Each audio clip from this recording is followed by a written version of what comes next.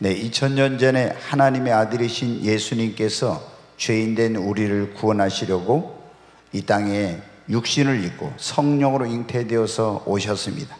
그리고 그분이 30년 동안 우리와 똑같은 인생을 사시고 30세가 됐을 때 세례 요한에게 가서 세례를 받고 성령이 그에게 비둘기같이 임하셨어요.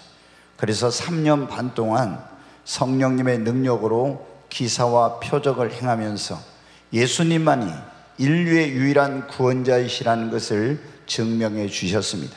그리고 이제 예수님께서는 온 인류를 구원하게 한 그 구원의 사역을 완성시키기 위해서 제자들에게 내가 인류의 모든 죄를 짊어지고 십자가에 죽고 죽은 자 가운데 사흘 만에 부활한 다음에 이제 내가 아버지께로 하나님께로 갈 거라고 말씀을 하셨어요.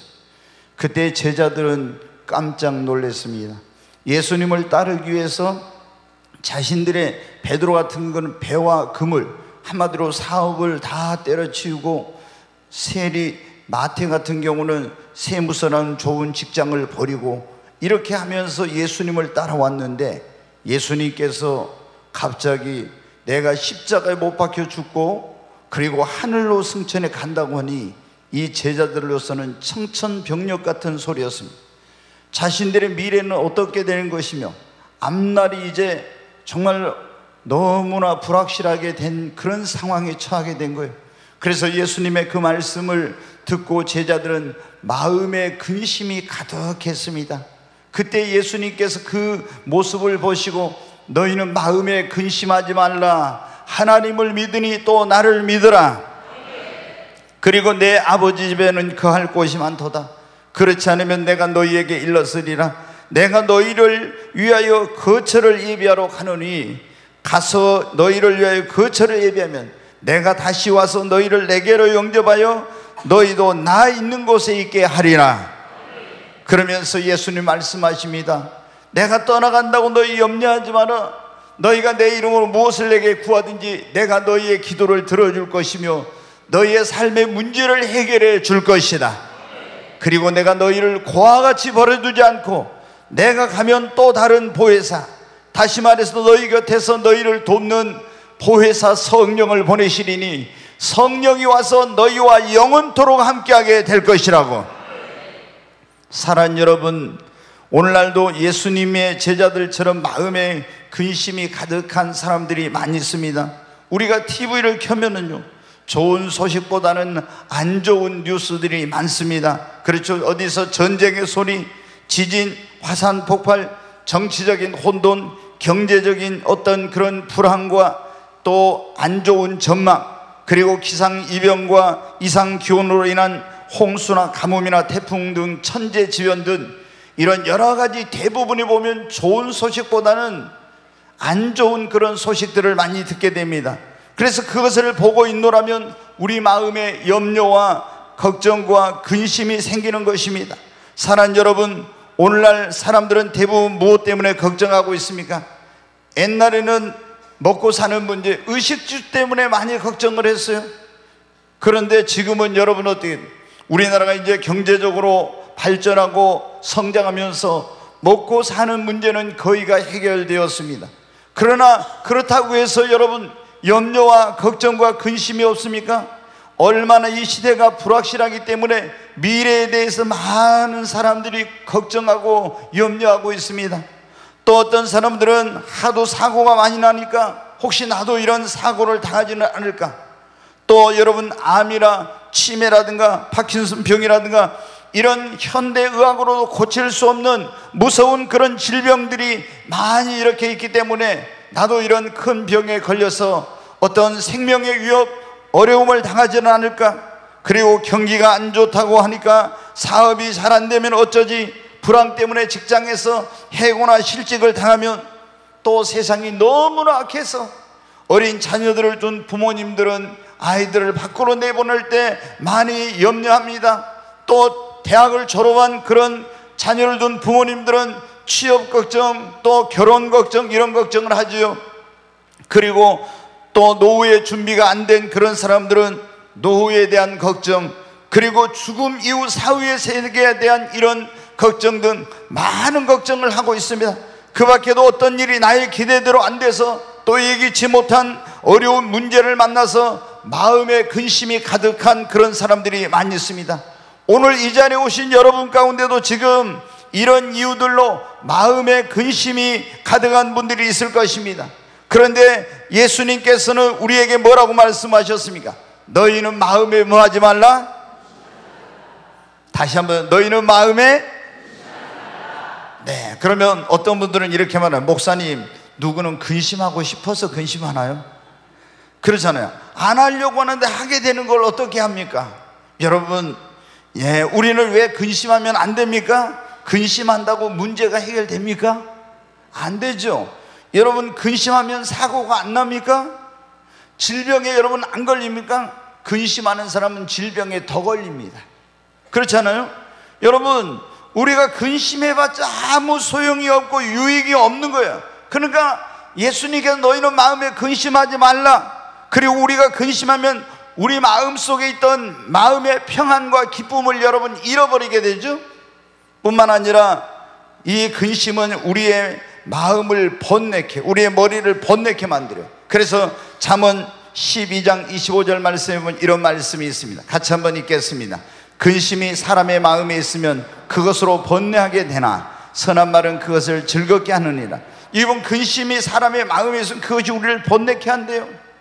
그리고 또 어떤 이 근심을 하게 되면 어떻게? 잠언 15장 13절 말씀 같이 읽습니다. 마음의 즐거움은 얼굴을 빛나게 하여도 마음의 근심은 심령을 상하게 합니다. 마음이 즐거운 사람들은 뭐 얼굴이 어떻게 돼요? 환해요. 옆에 있는 분 한번 얼굴 봐봐요.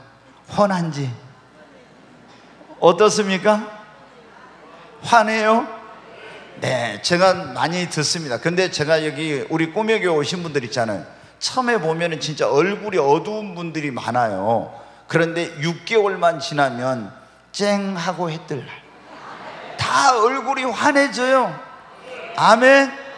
왜? 꿈의 교회 와서 소망의 메시지, 치유의 메시지, 하나님께서 우리에게 주시는 그런 말씀을 통해서 우리의 심령과 삶이 치유되고 회복이 되기 때문입니다. 그래서 제가 어떤 분들은 그래요. 저희가 이제 제 집사람하고 저 집사님은 참 얼굴은 예쁜데 마음에 얼굴이 보면 저렇게 근심이 많아. 근데 6개월만 지나면 어떻게 돼요? 얼굴이 쫙 펴져요. 아멘. 여러분, 그게 하나님의 성령님의 능력입니다. 금방 말씀 뭐라고 있어요? 다시 띄워줘 보세요. 13절, 15장 13절. 그리고 마음의 즐거움은 얼굴을 빛나게 하여도 마음의 근심은 심령을 상하게 하느니라. 여러분, 이효세 목사 인상 찡그리고 이렇게 하고 다니는 거 본 적이 있습니까? 네, 아마 본 적이 거의 없을 거예요. 저는 뭐 집에서도 인상 쓰고 있는 적이 없어요. 네, 그리고 항상 제가 이제 옷도 입을 때, 넥타이도 찰 때 항상 밝은 거, 희망적인 거, 이런 거를 이제 주려고 해요. 왜? 아니, 예수님 믿는 사람이면 항상 밝고 희망찬 그런 삶을 살아야 되는데 마음에, 그런데 어떻게 돼요? 염려와 근심이 있으면 얼굴이 어둡습니다. 근데 마음의 즐거움은 얼굴을 빛나게 하는데, 여러분, 마음의 근심은 심령을 상하게 한다고. 여러분의 마음을, 이 심령을 상하게 만들. 그래서 여러분 마음의 기쁨이 충만하시기를 바랍니다. 또 이 마음의 근심은 모든 질병의 원인이 됩니다. 잠언 17장 22절 말씀 우리 같이 한번 읽겠습니다. 마음의 즐거움은 양약이라도 심령의 근심은 뼈를 마르게 하느니라. 아멘. 여러분, 마음을 즐겁게 하면 그것이 여러분 양약입니다. 심령의 근심은 뼈를 마르게 한다고. 골다공증의 가장 큰 원인이 뭔지 아세요? 마음의 근심이에요. 그럼 뼈가 다 여러분 구멍이 숭숭 떨어져요. 이건 의학적으로도 증명된. 여기 보면 심령의 근심은 뼈를 마르게 한다고 했죠. 여러분이 그 골다공증으로 고생하신 분들 막 칼슘 많이 이렇게 섭취하고 막 이렇게 하잖아요. 그런데 여러분, 가장 중요한 것은 마음의 염려와 근심을 주님께 맡기고 마음을 즐겁게 하는 것입니다. 심령이 상하면 마음의 병이 듭니다. 마귀가 틈을 탑니다. 그리고 신앙도 성장이 안 돼요. 사랑 여러분, 그래서 근심은 우리에게 백해무익한 것이요. 사랑 여러분, 우리를 향하신 하나님의 뜻은 무엇입니까? 데살로니가전서 5장 16절부터 있는 말씀 같이 한번 읽겠습니다. 항상 기뻐하라, 쉬지 말고 기도하라, 범사에 감사하라, 이것이 그리스도 예수 안에서 너희를 향하신 하나님의 뜻이니라. 여기 보면 하나님의 뜻은 우리가 항상 뭐 하는 거예요? 기뻐하는 것입니다. 아멘. 그리고 범사에 감사하는 것입니다. 여러분, 우리를 향하신 하나님의 뜻은 여러분이 기쁘고 행복하게 사는 것입니다. 그래서 우리가 마음에 염려하고 걱정하고 근심하는 것은 하나님의 뜻이 아니에요. 하나님은 아침에도 한낮에도 저녁에도 여러분 항상 오늘도 내일도 여러분 기쁘게 살기를 바라시는 것입니다.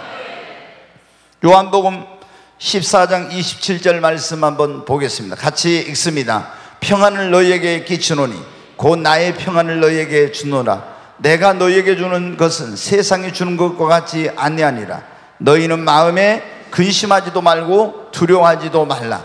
여기 보면 예수님께서 지금 염려하고 있는, 내가 하늘나라로 간다 하니까 두려워하고 근심하고 있는 제자들에게 평안을 너희에게 끼치노니 곧 나의 평안을 너희에게 주노라, 이렇게 말씀하셨어요.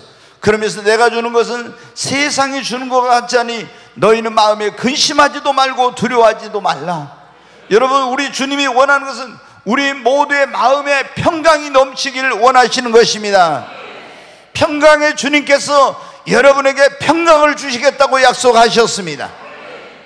뿐만 아니라 에레미야 29장 11절 말씀에 이렇게 말씀하고 있습니다. 같이 읽습니다. 여호와의 말씀이니라. 너희를 향한 나의 생각은 내가 하나니 평안이요 재앙이 아니니라. 너희에게 미래와 희망을 주는 것이니라. 아멘. 하나님께서 말씀하셨어요. 지금 이스라엘 백성들이 나라가 망해 바벨론의 포로로 끌려가게 되는데 굉장히 암담한 그런 상황 가운데 있는데 하나님이 에레미야를 통해 말씀하십니다. 너희를 향한 나의 생각은 아니니 평안이요 재앙이 아니라 너희에게 미래와 희망을 주는 것이니라.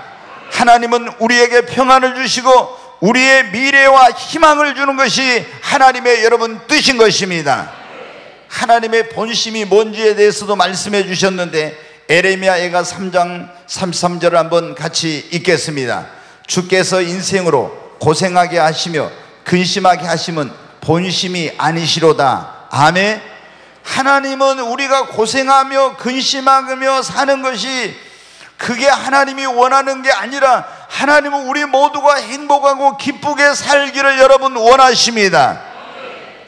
사랑하는 여러분, 그러면 우리가 마음의 근심을 벗어버리고 예수님께서 말씀하신 것처럼 너희는 마음에 근심하지 말라 하는 그 말씀대로 살려면 어떻게 해야 할까요? 여러분, 우리가 조금 전에 제가 말씀드렸어요. 목사님, 누구는 근심하고 싶어서 근심합니까? 근데 여러분, 예수님께서 너희는 마음에 근심하지 말라고 했잖아요. 내가 너희에게 평안을 주겠노라고 말씀했잖아요. 여러분, 우리가 근심하면서 마음의 염려와 걱정이 가득해가지고 여러분의 행복한 인생을 살 수 있습니까? 안 되는 거예요. 여러분의 마음에 있는 근심을 몰아내야 됩니다. 우리가 마음에 그러면 근심을 떨쳐버리려면 어떻게 합니까? 다시 요한복음 14장 1절 말씀을 같이 한번 읽습니다. 너희는 마음에 근심하지 말라. 하나님을 믿으니 또 나를 믿으라. 네, 여러분, 그 밑에 보면 일이라게 해가지고 하나님을 믿으니 거기에다 믿고 이렇게 우리 성경책에 보면 되어 있어요. 그러면 너희는 마음에 근심하지 말라. 하나님을 믿고 또 나를 믿으라, 이렇게 되어 있어요. 하나님을 믿고 또 나를 믿으라. 여러분, 우리가 마음에 근심하지 않으려면 하나님을 믿고 우리를 구원하러 오신 하나님의 아들 예수 그리스도를 여러분 나의 구주와 주님으로 믿어야 됩니다. 우리가 하나님을 믿고 나를 구원하기 위해서 2000년 전에 이 땅에 오셔서 내 모든 죄를 짊어지고 십자가 죽으시고 부활하신 그 예수님을 나의 구주, 나의 주님으로 믿으면 하나님의 우리는 자녀가 되는 거예요. 하나님이 우리 아버지가 되십니다. 그래서 하나님이 우리를 책임져 주시는 거예요. 나의 미래도, 나의 노후도, 우리 가정도, 사업도, 여러분 우리의 자녀들도 다 모든 것을 하나님께서 책임지시고 그분이 눈동자처럼 지키시고 우리를 보호하여 주시는 것입니다. 그리고 목자 되신 예수님께서 우리를 인도해 주십니다. 그래서 길을 잃어버릴 염려가 없는 거예요. 사랑하는 여러분 뿐만 아니라 그분이 거처를 예비해 주신다고 그렇게 말씀했잖아요. 내가 가서 너희를 위하여 거처를, 천국에다 우리가 영원히 살 수 있는 집을 준비하고 거처가 예비되면 우리를 데리고 와서 그 천국에서 영원토록 우리와 함께 살겠다고. 그래서 여러분 예수님을 믿으면 죽은 다음에 천국 갈까 지옥 갈까 여러분 사후의 세계에 대해 걱정할 필요가 없는 거예요. 왜? 하나님이 사후의 세계에 우리가 천국에서 영원히 살 집도 우리 주님이 예비해 놓고 계시기 때문입니다. 여러분 사후의 세계는 정죄와 예수 그리스도를 믿고 하나님을 믿는 사람은 정죄와 심판을 받지 않습니다. 내가 진실로 너희에게는 나 보내신 이를 믿고 또 나를 믿는 자는 영생을 얻었고 심판에 이르지 아니하나니 사망에서 생명으로 옮겼느니라. 나를 믿고 나를 보내신 하나님을 믿는 사람, 여러분 오늘 여기 너희는 마음에 근심하지 말라, 예수님께 그렇게 말씀하시죠. 하나님을 믿고 또 나를 믿으라. 여러분이 인간의 생사화복 흥망성쇠를 주관하시고 만물을 주장하시는 그 하나님을 여러분이 믿고 예수 그리스도를 여러분의 구원자와 주님으로 믿으면 여러분은 하나님의 자녀인 것입니다. 하나님이 여러분을 돌보십니다. 모든 필요를 공급해 주십니다. 지금부터 영원까지 눈동자처럼 지키십니다. 졸지도 죽으지도 않고 지키십니다. 낮의 해가 밤의 달이 여러분을 해치 못하고 상치 못하게 되는 것입니다. 그러니까 여러분 한번 생각해 보세요. 삼성 이재용 회장인데 회장 딸이 여러분 먹고 사는 거 자신의 미래에 대해서 그거 걱정하겠어요? 그 아버지가 얼마나 큰 대기업의 총수인데 여러분 걱정하지 않죠. 우리 하나님은 얼마나 위대하신 분입니까? 능치 못하심이 없으세요. 전능하신 분이에요. 여러분 그 하나님이 우리의 아버지가 되시는 거예요. 그래서 여러분이 근심하지 않고 마음에 근심하지 않으면 하나님을 믿고 예수님이 그러잖아요. 나를 믿으라. 아멘. 하나님을 안 믿고 예수님을 안 믿는 사람은 그 마음의 근심을 벗어날 길이 없는 거예요. 가장 중요한 것은 먼저 하나님을 믿고 그리고 나를 구원하러 오신 예수님을 여러분 믿는 것입니다. 두 번째는 여러분 우리가 마음의 근심을 벗어버리고 이렇게 행복하고 기쁜 인생 그런 삶을 살려면요 여러분 우리 믿음을 성장을 시켜야 됩니다. 제가 보니까 예수님을 믿긴 믿어. 근데 믿음이 적은 사람들은 어떻게 돼? 믿음이 조그만 사람들은 어떻게 됩니까? 조금만 무슨 일이 일어나면 있잖아요 막 염려 걱정. 예수님 믿으면서도 하나님을 믿으면서도 어떻게 믿음이 너무 없다 보니까 믿음이 너무 적다 보니까 조금만 무슨 일이 생겨 아유 큰일 났구나. 어디 어디 머리만 좀 아프면 어떻게 돼요? 야 이것도 머리에 종양 생긴 거 아닌가? 또 소화가 좀 불량한 이게 안 되면 있잖아요. 또 이게 위에 또 암이 생긴 거 아닌가? 하여튼 있잖아 대부분 부정적인 그런 생각하면서 벌벌벌 떨고 두려워해. 여러분 그리고 어떤 문제를 만나도 그거 가지고 마음의 염려 근심 걱정을 많이 해. 왜 그러냐? 믿음이 작으니까 그런 거예요. 여러분 우리가 예수 그리스도를 믿고 하나님을 믿으면은 그 다음에 어때요? 우리 믿음을 키워야 됩니다. 그 믿음을 키우면 점점 믿음이 많아지면 어떻게 돼? 점점 염려 걱정 근심을 안 하게 됩니다. 점점 근심이 여러분 줄어들게 되는 것입니다. 그래서 믿음이 아주 성장하고 큰 믿음을 가진 사람들은요 우리가 보면 큰일 났어요. 믿음이 적은 사람을 볼 때 이건 엄청난 두려운 일이야. 그런데도 어떻게 돼? 전혀 걱정 근심하지 않아요. 왜? 하나님이 다 해결해 주신다고. 하나님이 책임져 주신다고. 아멘. 그러니까 염려를 안 하는 거예요. 근데 믿음이 없으면 항상 예수님 믿고 구원받은 건 확실한데 너무 믿음이 적으니까 작은 파도를 봐도 내 인생이 그게 몰려오면 벌벌벌 떨. 그런데 여러분 우리 믿음이 커지면 어떻게 산더미 같은 파도가 밀려와도 두려워하지 않습니다. 아멘. 여러분, 그래서 여러분이 마음의 근심을 떨쳐버리려면 여러분의 믿음을 성장시키시기를 바랍니다. 어떻게 하면 믿음이 성장할 수 있는, 이 하나님의 교회는 믿음의 집입니다. 하나님의 집인, 이 믿음의 집인 교회를 여러분 가까이 하시기 바랍니다. 제가 이제 목회하면서 보니까 교회를 멀리한 사람, 믿음이 좋은 사람도 믿음이 점점 떨어져. 그런데 믿음이 별로 없는 사람도 있잖아요. 맨날 교회를 가까이 하고 여기서 말씀을 듣고 예배드리고 기도하고 성도들과 교제하고 이러면 어떻게 돼요? 점점 믿음이 성장해서 믿음의 사람으로 변화됩니다. 네, 여러분, 꿈의 교회는 너무 좋잖아요. 놀아도 꿈의 교회 카페 와서 놀아요. 드림 카페. 여러분 어떻게, 그리고 여기서 보니까 어떻게, 밑에 우리 비전홀에 항상 또 여름에는 에어컨이 켜져 있잖아요. 겨울에는 여러분 난방기가 돌아가고 있잖아요. 그러면 거기 와서 여러분 어떻게 기도도 하고 또 교제도 하고 얼마나 여러분 좋습니까? 여러분, 교회를 가까이 하시기 바랍니다. 그러면 믿음이 성장합니다. 그리고 믿음의 말씀을 여러분 들어야 됩니다. 믿음은 들음에서, 들으면 그리스도의 말씀으로.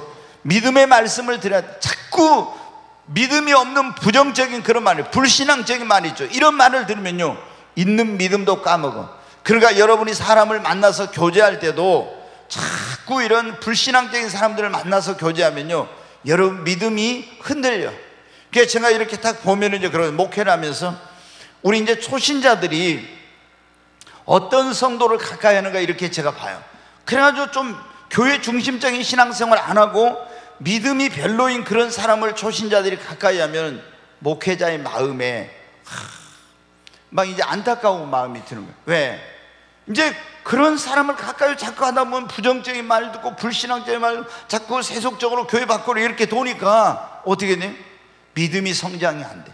그런데 교회 온 지 얼마 안 됐는데 항상 교회 중심적이고, 그리고 이 하나님을 사랑하고 모이기를 힘쓰고, 그리고 하나님의 말씀을 가까이, 이런 성도를 가까이 하면요, 어떻게 합니까? 믿음이 빨리 성장합니다. 사랑하는 여러분, 우리가 믿음이 성장하려면 믿음의 말씀을 들어야 됩니다. 그리고 믿음의 성장을 위해서 노력을 해야 돼. 예수님을 믿는 지 오래됐는데도 믿음이 성장이 안 된 사람들은요, 자신의 믿음을 성장시키기 위한 노력을 안 하니까 그런 거예요. 가만히 있으면 저절로 믿음이 연륜만 쌓이면 여러분 성장되는 게 아니라, 성경에 여러분 예수님께서 뭐라고 말씀했어요? 먼저 된 자가 나중되고 나중된 자가 먼저 될 수도 있다고 했잖아요. 먼저 예수님 믿었어도 신앙의 성장을 위해 노력하지 않으면은요, 그 사람 나중되는 거예요. 그래, 이제 예수님을 믿었지만 믿음의 성장을 위해 노력한 사람은 얼마 안 됐어도 나중된 자가 먼저 되는 거야. 여러분, 그래서 여러분이 금보다 귀한 것, 은보다 귀한 것, 예수 그리스도를 믿는 자들에게 있어서 가장 귀한 것은 뭐냐면 믿음입니다. 그러니까 여러분이 이 믿음을 정말 성장시키는데 최선을 다하시기 바랍니다. 그리고 하나님께 매일 기도해, 하나님 나에게 더 큰 믿음 주시옵소서. 나에게 더 큰 믿음의 은사를 주시옵소서. 성경에 보면 내게 믿음을 더하소서, 이런 기도가 나오잖아요. 나에게 믿음을 더해달라. 그러면 여러분이 하루아침에 믿음이 성장해. 이렇게 우리가 교회를 가까이 하고 믿음의 말씀을 듣고 믿음의 사람과 교제하고, 그리고 믿음의 성장을 위해 노력하고 믿음을 더해달라고 기도하면요, 어느 날 딱 여러분이 느껴져요. 이제 뭐냐, 내가 믿음이 성장했구나, 자라가고 있구나. 그래서 전에는 조금만 이런 문제가 많아도 막 허겁지겁하고 허둥지둥하고 염려하고 걱정하고 이랬던 사람이요, 너무나 이제 그런 것에 대해서 요동치 않는 거예요. 왜? 믿음이 성장이 됐으니까. 아멘. 네, 여러분, 우리 모두 믿음의 사람이 되어야 합니다. 여러분이 믿음이 커져야만이 예수님을 믿어도 근심 걱정을 하지 않습니다. 믿음이 없으면 여러분 보세요. 자, 회사를 근데 항상 여러분 경기가 좋은 게 아니에요. 그렇죠? 어쩔 때 이게 경기가 롤러스케이트를 타듯이 막 오르락내리락하는 게, 지금은 여러분 어떻게, 우리나라만 잘해갖고 되는 것이 아니에요. 지금은 전 세계가 거의 하나 됐어요. 예. 지금 글로벌 시대니까 어디 미국의 경기가 안 좋으면 우리나라가 그에 영향을 받고, 우크라이나와 러시아가 전쟁을 하니까 그것이 우리나라 물가에 영향을 미치고, 다 막 이렇게 되잖아요. 아니 우리하고 아무 상관도 없는데 미국에서 무슨 사건이 터지면 우리나라 코스피가 막 팍 떨어지고, 그래서 뭐 발동을 걸어가지고 더 못 떨어지고 난리가 나잖아요. 여러분 왜 그렇습니까? 이렇게 자꾸 오르락내리락하는 거예요. 근데 우리가 믿음이 없으면 어때요? 항상 이렇게 상황은 변화되니까 마음에 이 평강을 유지하지 못하는 거예요. 사랑하는 여러분, 하나님께 여러분이 믿음의 은사를 구하십시오. 더 큰 믿음을 가지시기를 바랍니다. 믿음이 있는 사람은 무슨 일을 만나도 근심하지 않습니다. 그리고 믿음 중에서도 절대 긍정의 믿음을 가지십시오. 절대. 내가 살아가다 보면 또 깜짝 놀랄 그런 일이 생기잖아요. 내가 안 좋은 일이 생기고 문제가 생겨. 그래도 우리는 어떻게? 절대 긍정의 믿음으로 받아들여야 돼요. 네. 그러면은 내가 염려 걱정을 안 해. 그런데 부정적으로 반응하게 되면 얼마나 마음에 불안하고 걱정 근심이 가득 차는지. 네, 오늘 우리가 우리 마음의 근심을 떨쳐버리려면 어떻게 해야 되는지 그런 말씀을 듣고 있네요. 첫째, 하나님을 믿고 예수님을 믿어야 됩니다. 두 번째, 우리 믿음을 성장시켜야 됩니다. 세 번째, 모든 것을 기도로 하나님께 맡겨야 합니다. 자, 베드로전서 5장 7절 말씀, 네, 같이 읽겠습니다. 베드로전서 5장 7, 같이 읽습니다. 너희 염려를 다 주께 맡기라. 이는 그가 너희를 돌보시며. 여기 보면 너희 염려를, 그런데 너희의 문제를, 너희 자녀를, 너희 가정을, 너희 사업을, 내 미래를 다 누구에게 맡기라고요? 주님께 맡기라고. 여러분 다 주님께 맡기시기 바랍니다. 네, 네, 여러분 어때요? 우리의 모든 염려 그랬잖아요. 이 짐, 또 내 인생의 미래, 자녀들, 앞길, 이런 모든 거 다 여러분 어떻게 돼요? 근심하지 말고 주님의 손에 여러분 맡기라고. 그러면은 그가 너희를 어떻게 한다고요? 돌봐주신대요. 아멘. 네, 우리가 예수님 믿으면 다 주님께 어떻게 해야 됩니까? 맡겨야 됩니다. 맡기지 못하면요, 예수님 믿어도 맨날 걱정 근심이에요. 제가 저도 이제 우리 이제 집사람한테 저는 더 잘 맡겨요. 우리 집사람은 저보다 좀 못 맡겨요. 그래가지고 어떻게 돼요? 저보다 더 걱정 근심을 많이 해. 저는 아마 거의 우리 집사람이 봐도 아마 이효셉 목사 걱정한 거 별로 못 봤을 거예요. 네, 나는 내가 걱정한다고 뭐 된 것도 아니고 하나님께 맡겨. 그 하나님께 맡기면 하나님이 다 알아서 하시고, 하나님을 사랑하는 자에게는 그 뜻대로 부르심을 입은 자들에게는 모든 것이 합력하여 선을 이루시. 그래서 나는 주님께 그냥 맡겨. 아니 내가 이 교회를 어떻게 합니까? 하나님 손에 맡겨야지. 여러분, 내 미래를 내가 어떻게 합니까? 하나님 손에 맡겨야지.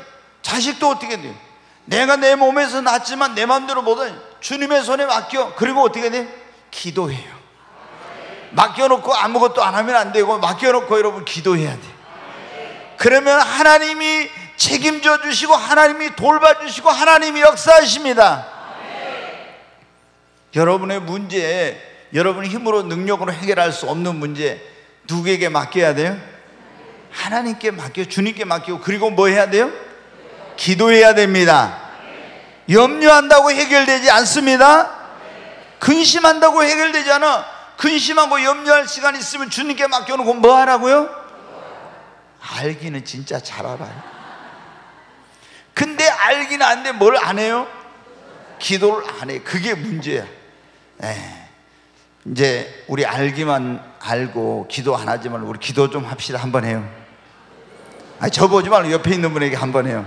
네. 네, 여러분, 우리가 어떤 문제를 만나면, 우리 예기치 못한 문제 막 이런 걸 만나잖아요. 살아가다 보면은. 그러면 여러분 우리 마음에 뭐가 딱 들어와요? 염려 걱정이 들어오잖아요. 근데 그때 우리가 믿음이 있고 주님께 맡기고 기도하면 내 마음의 염려가 어떻게 돼요? 사라져. 근데 우리가 기도하지 않으면은 우리 마음에 불안하고 염려와 근심이 가득하게 됩니다. 사도 바울이 이제 소식을 들었어요. 빌립보 교회 성도들이 어떤 문제를 가지고 굉장히 막 염려하고 있다는 거. 그래서 편지를 써서 보낼 때 뭐라고 편지를 써서 보내냐? 빌보 4장 6절로 7절에 있는 말씀 같이 읽겠습니다. 아무것도 염려하지 말고 다만 모든 일에 기도와 간구로 너희 구할 걸 감사함으로 하나님께 아뢰라. 그리하면 모든 지각에 뛰어난 하나님의 평강이 그리스도 예수 안에서 너희 마음과 생각을 지키시리라. 아멘. 네, 염려하고 있다는 소식을 듣고 뭐라고요? 아무것도 염려하지 말라고. 다만 모든 일에 기도와 간구로, 기도하고 간구는 간절한 기도를 말하죠. 너희 구할 걸 감사함으로 하나님께 아뢰라. 그리하면 모든 지각에 뛰어난 하나님의 평강이 그리스도 예수 안에서 너희 마음과 생각을 지키시리라. 네, 여러분 어떤 힘으로 지금 해결할 수 없는 문제, 또 그런 일들, 여러분 자녀 문제라든가 사업이라든가 이런 것들 때문에 걱정하고 있습니까? 아무것도 염려하지 말라잖아요. 주님께 뭐 하라고요? 맡기고 기도하시기 바랍니다. 그러면 하나님께서 우리 마음에 뭐를 주셔요? 평강을 주십니다. 근데 기도를 언제까지 해야 되냐? 내가 어떤 막 문제를 지금 만났어. 그러면 하나님 그 문제를 내놓고 하나님께 막 맡기면 간절히 기도해.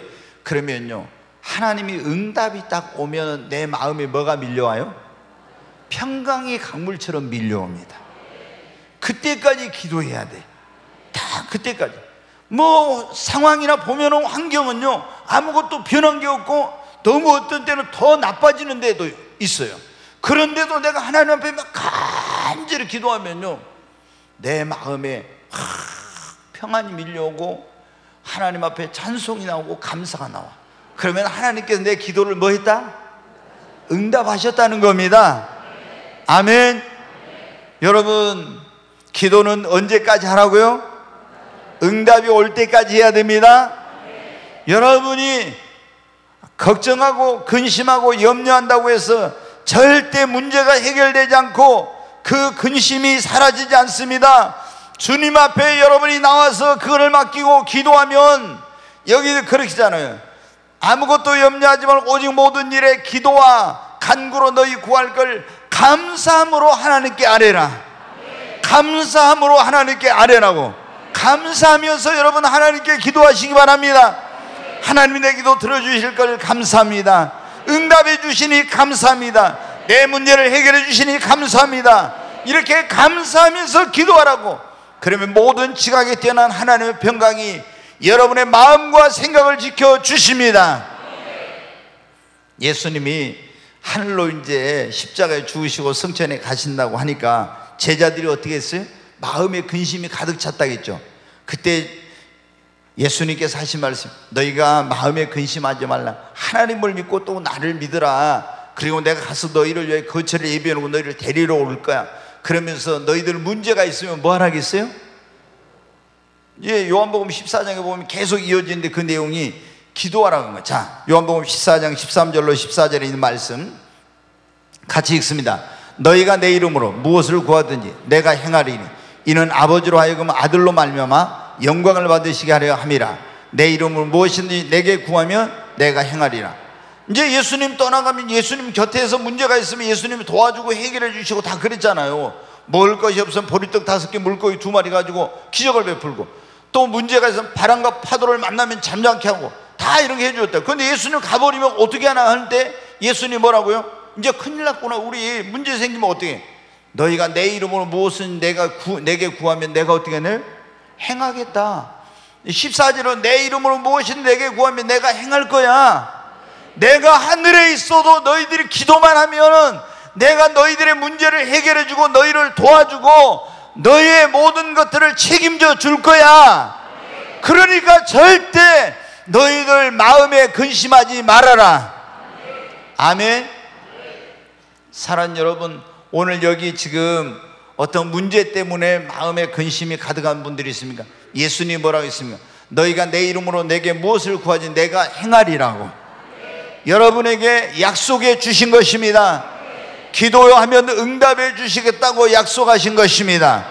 그러므로 염려하지 말고 주님께 기도하시기를 바랍니다. 우리가 주님께 맡기고 기도하면 하나님이 응답해 주시고 내 힘으로 능력을 해결할 수 없는 문제는 기도하면 해결해 주십니다. 오늘 우리가 마음의 근심을 떨쳐버리려면 어떻게 하냐? 하나님을 믿고 예수님을 믿어야 한다 했죠. 두 번째, 우리 믿음을 어떻게 하라고? 키워야 돼. 예수님 믿어도 믿음이 크지 않으면 맨날 염려 걱정해. 그래, 믿음을 키워야 돼. 세 번째, 하나님께 맡기고 어떻게 하라고? 기도해야 됩니다. 아멘. 그리고 우리가 마음의 근심을 떨쳐버리고 내 마음의 기쁨이 충만한 그런 삶을 살려면요, 한번 따라서 하죠. 성령의 충만함을 받아야 합니다. 아멘. 네, 성령님은 희락의 영이에요. 그래서 성령의 충만함을 받게 되면요, 우리 마음의 근심이 사라지고 마음의 평안과 기쁨이 넘쳐나게 됩니다. 자, 예수님이 이제 말씀하신 그대로 십자가를 죽으셨어요. 죽은 지 사흘 만에 부활하시고 40일 후에 내가 다시 오겠다는 약속을 남기고 하늘로 예수님이 승천해 갔어요. 제자들은 어떻게? 너무 불안하고 두려웠어요. 그래 이제 그들이 마가의 다락방에서 염려하고 걱정하고 하면서 막 간절히 기도하고 있는 거예요. 그런데 오순절날 그 마가의 다락방에 성령이 급하고 강한 바람처럼 불의 혀가 갈라지는 것처럼 임했어요. 그러니까 성령이 임하니까 그들이 성령의 충만을 받고 방언을 하고 기쁨이 충만했어요. 얼마나 기쁨이 충만해. 조금 전까지만 해도 유대인들이 그 관원들 우리 잡으러 오면 어쩌지 하고 불안하고 막 마음이 근심과 걱정이 가득했던 그들이 성령 충만함을 받아가지고 나가서 담대하게 주의 복음을 막 전하는 거예요. 근데 얼굴이 보니까 환하고 기쁨이 넘치는 거예요. 그러니까 그걸 보고 사람들이 뭐라 했어요? 저들이 새술에 취했다. 여러분, 술 취하면 어떻습니까? 술 먹고 나면 기분이 좋아. 저도 술을 먹어봐서 알아요. 네, 제가 지고 가지는 못해도 담고는 간다고 술을 얼마나 좋아했는지 몰라요. 그래가지고 또 술이 세가지고 먹어도 취하도 안 해요. 그래가지고 엄청 술을 먹었는데, 술 먹고 나면 어떻게 돼요? 술 여기 드신 분들이 있을 거야. 근데 술을 왜 먹습니까? 기분 좋으라고. 괴로울 때는 괴로운 거 잊어버리려고. 그래가지고 이제 술을 먹잖아요. 근데 여러분 어때요? 성령 충만함을 받으니까 뭘 하겠어요? 저들이 새술에 취했다. 왜? 얼굴을 보니까 막 기쁨이 충만하거든. 조금 전까지 여러분 어떻게 돼요? 마음의 염려 근심이 가득해가지고 찌그러진 양재기처럼 그래가지고 여러분 어떻게 돼요? 얼굴이 막 이렇게 됐었는데 성령의 충만을 받으니까 희락의 영인 성령으로 충만을 받아 마음의 근심이 떠나고 기쁨이 충만하고 평안이 넘쳐나서 얼굴이 환하게 된 거예요. 여러분, 성령의 충만함은요, 그 성령의 충만함으로 말미암는 기쁨과 마음의 평안함은요, 환경을 초월합니다. 조건을 초월합니다. 우리가 있잖아요, 사도 바울이 보세요. 빌립보 감옥에서도, 로마의 감옥에 있을 때도 항상 기뻐하라, 기뻐하고, 나는 기뻐하고 또 기뻐한다고 해요. 누가 보면 정신병자 그렇잖아요. 아니, 감옥에 있으면서 어떻게 기뻐해요? 그런데 여러분, 성령의 충만함을 받으면은 환경과 어떤 조건과 상황 속에서도 이걸 초월하는 기쁨이 그에게 임하게 되는 것입니다. 사랑하는 여러분, 여러분도 성령의 충만함을 받으십시오. 정말 성령 충만함을 받으면 기쁨이 충만합니다. 어떻게? 성령의 충만함을 사모해야 됩니다. 그리고 여러분 간절히 기도해야 됩니다. 하나님, 나에게도 성령을 부어 주시옵소서. 성령의 충만함을 주시옵소서. 성경에 뭐라고 있어요? 악한 자라도 자식에게 좋은 걸 줄 줄 알거든 하물며 너희 천부께서 구하는 자에게 뭘 주시지 않겠느냐? 성령을 주시지 않겠느냐 약속했죠? 여러분이 기도하면 성령을 주님이 부어주십니다. 오순절날 제자들도 마가의 다락방에서 전혀 기도에 힘썼을 때 하나님이 성령을 부어주신 것입니다.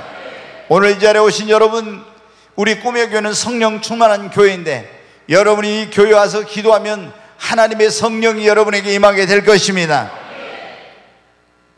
라마나웃이라고 성경에 보면 사무엘 선지자가 선지자의 무리를 선지 생도로 훈련하는 곳이 있었어요.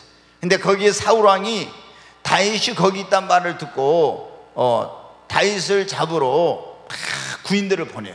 근데 구인들이 가면 어떻게 돼요?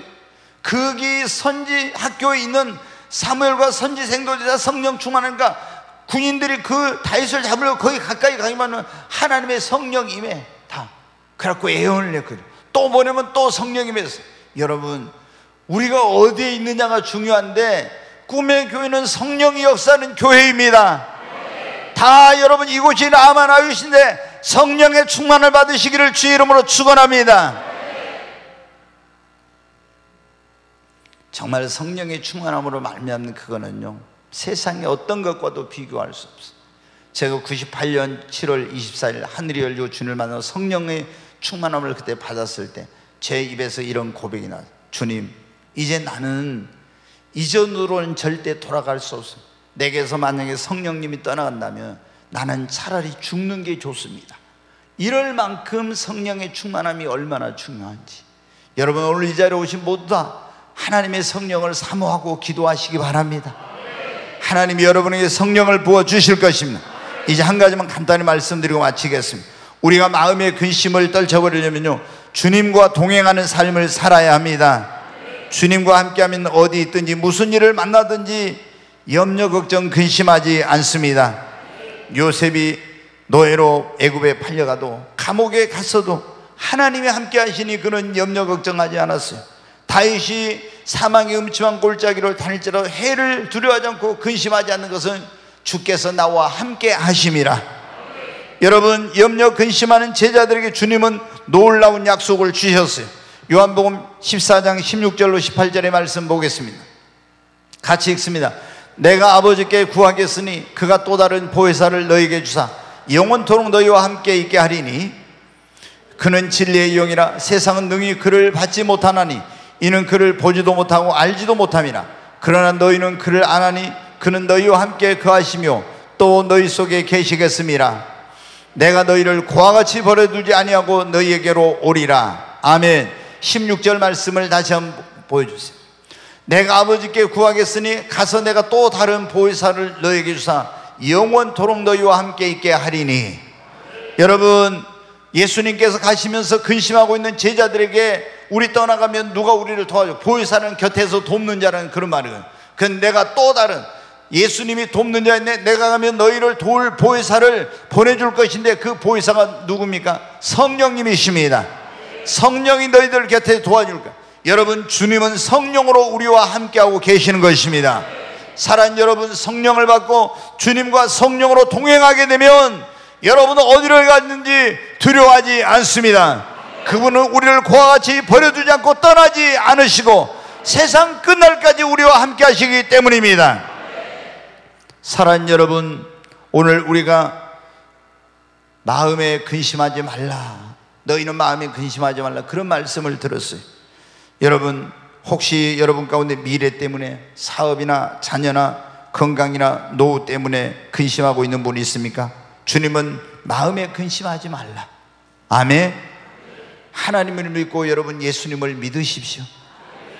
이거 하나님 안 믿고 예수님 안 믿는 사람은요, 아무리 집에다 일확천금을 쌓아놓고 별걸 다 가지고 있어도요, 마음의 근심 걱정에서 벗어나지 못해. 다른 길이 없어. 그러니까 가장 중요한 건, 우리가 뭐 술 먹고 다른 거 뭐 하고 잠깐 그 근심 잊어버릴 수 있지만요, 그 순간이 지나면 또 다시 마음의 걱정, 근심이야. 그런데 하나님을 믿고 예수님을 믿으면 그게 우리 마음의 근심을 떨치는 첫 번째 여러분 출발점입니다. 그리고 우리가 믿음을 어떻게 하라고요? 키워. 그럼 점점 마음의 근심, 염려 사라져. 그리고 모든 문제를 내가 하려고 하지 말고 누구에게 맡겨요? 하나님께 맡기고 기도하면 됩니다. 아멘. 그리고 성령으로 충만함을 받으십시오. 그리고 매일 주님과 여러분 동행하시기 바랍니다. 그러면 우리 마음이 천국이 임하는 거예요. 천국은 여기 있다 저기 있다 하는 것이 너희 마음에 있느냐라. 예수님이 심령 천국에 대해서 말씀하셨어요. 네, 물론 영원한 천국이 있어요. 근데 우리 마음에 먼저 심령 천국이 이루어져야 됩니다. 하나님의 나라를 먹고 마시는 것이 아니라 성령 안에서 의와 평강과 희락이라고, 내 마음이 기뻐야 이 심령 천국이 이루어지는 거예요. 마음에 염려와 걱정, 근심이 있으면 여러분 그 천국을 누리지 못하는 거예요. 우리 주님은 우리가 하늘나라 가기 전에 여기에서 마음의 모든 근심을 떨쳐버리고 성령 충만한 가운데 주님과 동행하며 여러분 심령 천국을 누리기를 주님이 원하시는 것입니다.